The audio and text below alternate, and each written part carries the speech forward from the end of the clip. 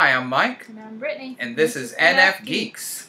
Alright, so Britt, something came up in the last video about family that I want to sort of explore. And this is going to be a much deeper exploration. It's going to be a deep NF exploration that the other NFs are also going to have a deep moment with. And I don't know, everybody might be crying. At this point. You and me, all the viewers, it might be a crygasm that's going to go on. Yeah. Get your tissues now. Pause. Go get the tissues. Come back. But you know, you mentioned your father, and it sort of implied some difficulty. You know, I had an NF moment. You know, it sort of implied some difficulties and estrangement, and I thought that would be a good issue because you know I've had the same situation too. Most people don't know that because I don't even talk about it. Because honestly, I'm ashamed of it. So it's amazing that I'm going to do this on NFGeeks. But I think that's relevant because certainly in the age of divorce, lots of NFs, and also the other types, the SJs, the SPs, everybody has this issue. And I want to talk about it from an NF perspective because I can see the other NFs, lots of NFs having this father issue and just being destroyed, you know, crushed. Talk about the broken heart. That will go on. So, all right, so to help you out, normally I have the guests started off, but to sort of, let me share first that you know that you know you're not alone in the world. So so I came from a very dysfunctional SJ family, and my father actually wasn't an SJ; he was an ESTP, and that should explain a lot about my attitude on this issue of ESTP. But he certainly was, and they were miserable with, and she was an ESFJ, like your boyfriend, and so they had this miserable relationship, and it flew apart, and it was horrible, and he was a philanderer and a gambler and an alcoholic and probably bipolar disorder. Like, because he would have binges where he would just disappear. And it seems to me, or it doesn't seem to me, he left my family when I was like 2 weeks old, like literally, and I had no contact with him ever, none. I didn't even know what he looked like. You know, I mean, I knew what he looked like from older pictures because they were sort of around. You know, there were still some remnants of him, but you know, it never occurred to me, like, I could have been in a supermarket, because they lived in the city, same city as me. I could have met him at the supermarket, not know it was him, and he could be in line. That might even have happened. Now, here's the dark part, and we could, you know, I'm just setting up the story, and then we'll talk about our feelings, is that I did finally see him and meet him. Unfortunately, it was when he was in his casket. That was my first actual interaction with him, is when he was dead. And my ex-wife, Noah's mother, alerted me to this because she still gets newspapers because she's a little behind in the technology. And newspapers still exist a little bit. And she said, "Oh my God, Michael, you got to know this." And so I went to the wake, you know, kind of geared up. And there he was. That's the first time I saw him, was in this casket. And what freaked everybody out, and I didn't know this either, but I look like him. So when I walked in, it was like a ghost. You know how there's all this chatter in a wake, you know, in a room? It stopped. Like, it went totally silent as soon as I walked in. And I was like, wow, like, do they know who I am? You know, how do they know? And then when I got to the casket, I realized, wow, I have a lot of his features. And then they all told me that. And every time I met someone, like, he had a second wife, and I'd meet, like, her brothers or sisters or whatever, they all did this double take. You know, because they recognized the resemblance, and they all went like this. And I didn't have the beard at that time, so I even looked more like him, you know. So I had this very bizarre estrangement from him over my entire life, and that certainly had a lot of effect on me, especially as an NF, wondering when I was younger, what was wrong with me, why is this going on, having all these deep feelings. So that's the start of my story. So what's your story that you can, to the level you're willing to share it? My parents divorced when I was 7. So you had an experience of him prior to that? Yeah, it wasn't a good one though. That's exactly like my sister. She left when she was 8. Remember, she's 8 years older, and she didn't have a positive experience up to 8 either. So that really resonates with me. Not with mine, but with my older sisters. There was just a lot of fighting, a lot of arguing. With the mother, or with you? With mother, and there was just a lot of anger. He was an alcoholic. I remember him like walking through doors, like wooden doors, and then once they got divorced, I didn't see him too much. And it's like, at that age, I was like, oh, I guess something's wrong. He doesn't want to deal with me. Whatever. Then when I was 13, I moved to Florida. And when I was 18, I moved back up here, and we got into contact. And he's also bipolar. And there was just so much anger and so much hatred towards me, even because I look a lot like my mother. Oh my God. I went through the exact same thing. Because I looked like my father, you know, and I have a horrible story to tell about that. But go ahead. Apparently I act like my father and I look like my mother. So my mother didn't really like me. My father hated me because I looked like my mother and I reminded him of my mother. So it was always a very tough type of relationship. I lived with him about a year, and it was very, I don't know how to explain it. He was very condescending. He's a very condescending individual, and he's always right, and it's kind of this, only there to push people down and not to make them feel good about themselves at all. It's like strictly there to make you feel like crap about yourself. And as an ENFJ, I'm like, you hate me. Yeah, no kidding. It hurts a lot. You got that right. Oh, God.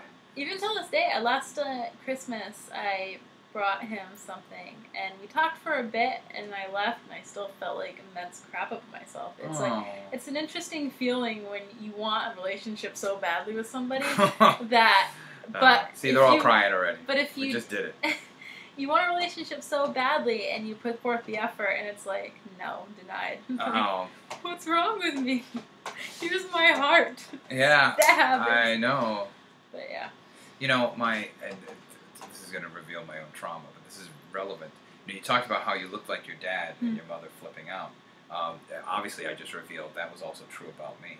And my mother, when she was flipping out with her bipolar disorder, and, you know, she had the bipolar. I know people know this, but you can have bipolar without the euphoria, and you just have irritability. So my mother was miserable 24/7, right up until her deathbed. And she used to, when I was a boy, everyone's going to think I'm crazy now, but I want to get this out. My mother, when she was really flipping out with the bipolar disorder, she would scream at me she would say, "You're the devil." She would say this to me all the time. And I thought, I didn't take it that personally, because I just kind of knew that, okay, my mother, I have a banana head, crazy mother, but I didn't understand, like, really, was I doing it that bad? You know, I just didn't clean my room. It's a mess. You know what I mean? Like, why is she screaming at me? And then I put the two and two together as I got into a teenager in light of how she talked about my father. She used to call him the devil, and she was calling me him.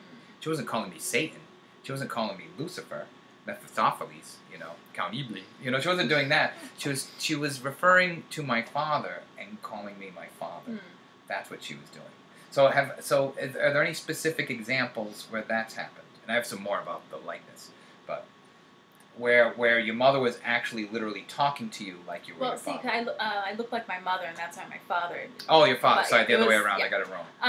All right, was there times when he did that? It was. It's like he would get very angry. It was similar. Like, I used to work a lot, and I'd come home and I'd be exhausted, because I'd work 70 hours a week. And I'd come home, and he'd start yelling at me about how I was lazy, and how I was doing all these things I've never done before. Oh, yeah. And then I'd talk to my aunt, and it'd be like, oh, that's your mother. I think he's getting you two mixed up again. And I'm like, oh, that's kind of odd, so I'm not even good enough to be my own person now. Oh, right. Exactly. Yeah. So. Oh, that's exactly right. One weird thing I experienced, because I kind of been in contact with my father's wife, is that even though I sort of decided, you know, I had this sort of fantasy, like, well, he was like this, and I'm going to show him I'm going to be like that. I ended up having a ton of his traits. So, for example, he used to have a beard. Here's some weird ones. When I dress for the summer, I don't usually have shirts like this. I wear, like, solid colored, you know, button-collared shirts that are long sleeve, and I roll up the sleeves, and I put on shorts, and I put on sandals. So she shows me pictures of him, my age in the 70s. He's wearing the exact same fucking thing. The exact same thing. It blew my mind. And you know, and two, this has been weird, too, and I didn't know how this was going to turn out, but, you know, he's had a lot of lovers over time, and to be honest, so have I. You know what I mean? And that's been, I didn't cheat on anybody, but still, he had sort of this string of lovers throughout his life, and that has exactly been my experience too, in spite of having no influence. So have you ever had it, so this is kind of switching to your mother, but has that been, do you have some of the behaviors of your mother, regardless of, you know, not wanting to be like her? I don't know that you even don't want to be like her, but was he picking up on anything? That's what I'm asking. Other than your appearance. I've actually wondered that, and I've talked to like my aunt, my father's sister, about if I was anything remotely, and I apparently managed not to be. So strictly, other than looks, we look so much that when I was in Florida, we would go into stores and they wouldn't believe we were like mother and daughter. Apparently, like we looked just like sisters type thing. Really? Like twins, yeah. Oh, that's great. That oddly. I'm like, yeah, she's only 24 years older than I am. Well, that's something sweet about that, I think, if it wasn't so dysfunctional. That's too bad. All right, so let me ask you this. Is there any hope, or have you arrived at any kind of reconciliation? Not necessarily in the relationship, but sort of reconciliation within yourself about your father. Like, have you come to any terms, any kind of peace yet? Or are you on the path to peace? Or are you just like so far away, like, okay, maybe when I'm 50 this will come? No, I think I'm on the path because I've always really, really wanted a relationship with him. That's always been the goal. But when somebody beats you down so much, you kind of like, it's just exhausting to try anymore. But I think I'm finally at the point again that I really want to try, and I really want something, even if it's not like this ideal father-daughter relationship that I want, as long as it's something, I think I'm willing to take it at this point. Oh, wow. All right, is there anything dysfunctional in that, though? Is it almost like you're starving and you'll accept a cracker? Exactly. I also feel that's the whole thing. It's like, there's no winning in that. I just want to, like, have a relationship with him. But at the same time, it's like, I'm a peasant. Please, can I have a little more affection? Yeah. Just a little more. Oh, Britt, I'm so sorry. Yeah. I understand that. I had those moments, too. One of the ways, now, obviously, I'm older and he's dead, so I've had some reconciliation in a way. And one thing that's reconciled, and hopefully you won't experience this because I know this is going to sound more dysfunctional than it is, but it did help, is that, his attitude towards me, and my sister too, but this is more painful for my sister, was sort of, I don't know them. They're not real people. I don't know them. He made a choice. I'm going to start over with someone else. I have a half-sister. He just decided to do that, and his attitude was that, you know what, I don't really have an emotional connection to these people, specifically me and my sister, because I don't know them. They're not real people to me.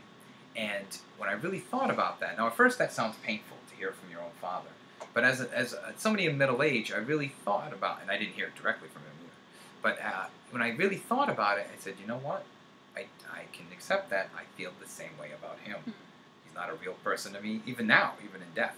Even seeing him in the casket, it's not a real, he's more of a concept, an abstract concept. You are far more of a real human being than my father ever could be for me, and even now. Another reconciliation I have is that, he used to wear suspenders.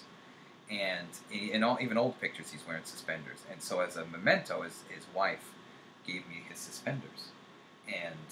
Which is interesting because all the pictures, even my sister remembered it. And I put them on and I realized, oh my God, what a genius. Why didn't I think of this? Because we both have the same sort of stomach. We're not abs guys. And he wasn't either.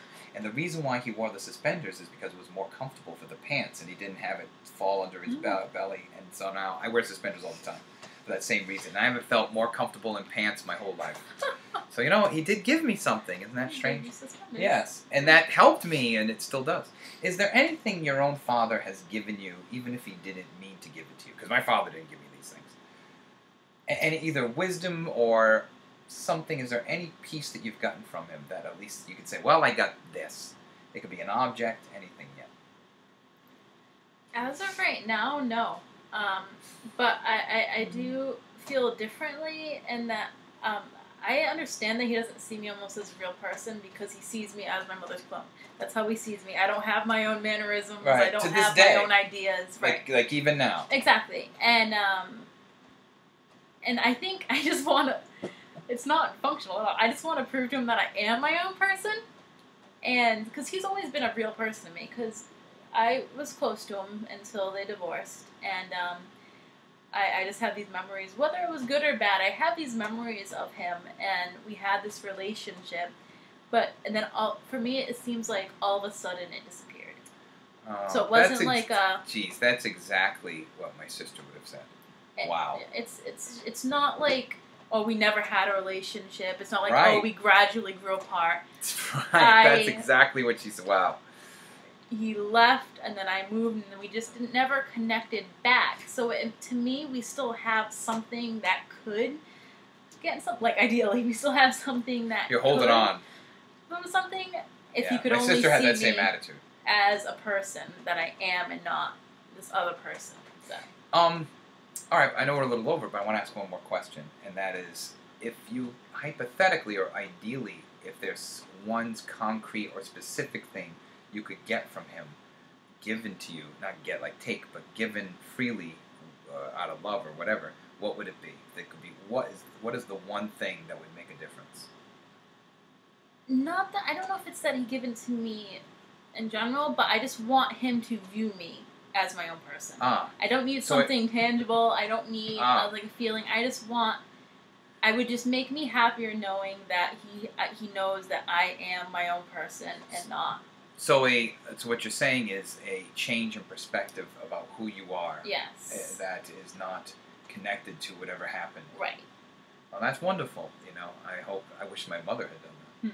So, all right. Well, Brittany, thank you very much. This was a very special episode, and I appreciate that you opened up and shared here on NFGeeks. And it was very therapeutic for me too. So, thank you very much.